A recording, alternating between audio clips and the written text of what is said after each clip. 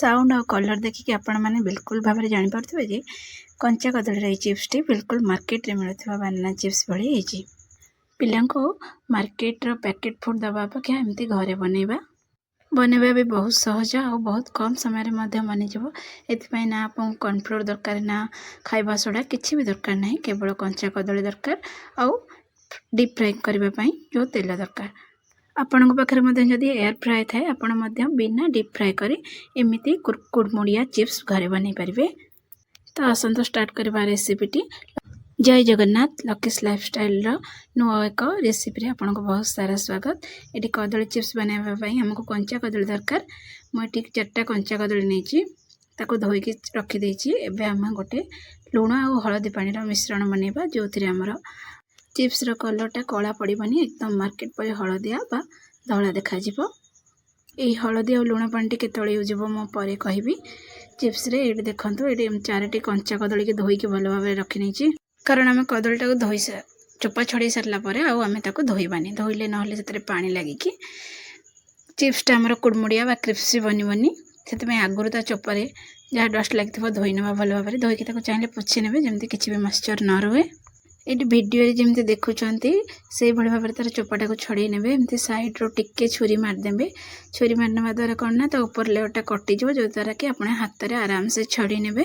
जदि आप एमती करने को चाहूना तेल आप पिलर करने चाहते अधिक 2 थर तक पिल करने जमी तार चोपार किसी भी अंश न रुहे कारण से किसी भी चोपार अंश रहा माने चिप्सटा आमर कला देखा भल कलर आसबनी। साउथ रे से माने जो चिप्स बनाते कदलीटा ही सेमती टिके लाल देखा जो बनाना चिप्स रो कलरटा नेचुराली येलो आसे किंतु आम ये आमर नॉर्मली जो कदली मिले बंतल कदली बा कंचा कदली से कदली की यूज करछे से हलदी पानी दबा जो मार्केट पर एकदम येलो कलर चिप्सटा आसो। मुझे 4टी कदली यूज करछी आपन को जति क्वांटिटी बनैबा चाहिए बनै पारे। आठी मु जोड़े बड़ कदली और जोड़े छोट कदली की यूज करछी। एमती चोपा छड़े रखीदे मोटर 7-8 मिनिट आपंकर चिप्स बनिक रेडी हो मार्केट ठारू हेल्दी रहिबो। ये मोर कदली चोपा छड़ी रखीदे। एबे आमे फ्राए करने तेल दबा। ये आपण पूरा मार्केट भली फ्लेवर आने बादाम तेल बा नड़िया तेल यूज करें आपन को जोटा पसंद बा जदि 2टा जाक पसंद नुहे ताले रिफाइन तेल यूज करें। एमती गरम तेल रे ही कदलीटा को डायरेक्ट स्लाइसर साइज रे स्लाइस करदे जो आमर चिप्सटा जल्दी बन जाए। जदि आपण फास्ट टाइम पे बनाते आपंकर कुकिंग रो एक्सपीरियंस नहीं ताले मु आपन को मना करी एमती बनातुनी निजे आग प्लेट रे एमती ताको स्लाइस कर नियंतु चिप्स कटर साहाय्य रे तापर आपण गरम तेल रे ताको पकई देबे। सेत्रे मध्य चिप्स कुरकुरा बनिबो नरम हबनी किंतु एथिरे टिके टाइम कम लागिबो। जदि आपन पाखे चिप्स कटर भी नहीं ताहले मध्य आपण छुरी साहाय्य पतला पतला स्लाइस करके काटी पारिबे डायरेक्ट तेल रे हो किंबा आग काटिकी तेल गरम होला परे ताको पकई देबे मीडियम फ्लेम रे चिप्सटा को छाणीबा को देबे। एटी चिप्स सब मु काटिकी तेल रे दे सारला परे ताको भल भाव में मिसई नेबे कारण काहा ऊपर कि रहि जाइथिबो जदि से भल से फ्राए हे परिबनी। तापर 2-3 मिनिट पर एमती कदली आमर भल भाव में फ्राए होला परे टिके आमे जो लुण और हलदीर पानी करी रखिथिले ताको दे देबा। से गरम तेल रे पकई देबे से ऑटोमेटिक लुण पानीटा तेल रे मिसी जिवो आ आमर कदली चिप्सटा कला बनिबनी मार्केट पर भल कलर आसीबो आ लुण मध्य लागिबो बा स्वाद लागिबो।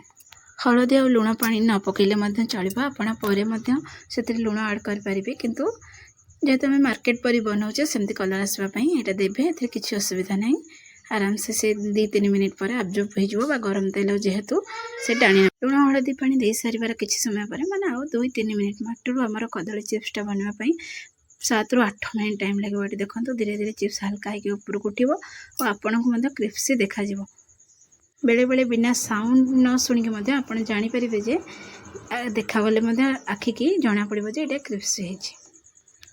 तापर आम गोटे प्लेट को काढ़ी ना सेम प्रोसेस रे आम बाकी कदली को छाणी नवा आ एकाथरे के बेसी कदली देवेनि गोटे थर गोटे कदली ही स्लाइस करके देवे कारण आम घर कढ़ीटा छोट होता है बा कौन से आप खालुआ कड़े न नहीं एमती पैन बा ओसारिया कड़े ने चिप्सटा भल भाव हम आपण मानक ये तेल रे हलदी और लुणर किसी अंश देखा जाउथबो जोटा कि आम देते चिप्स कला बेले सेटा रही जाइए तेल रे।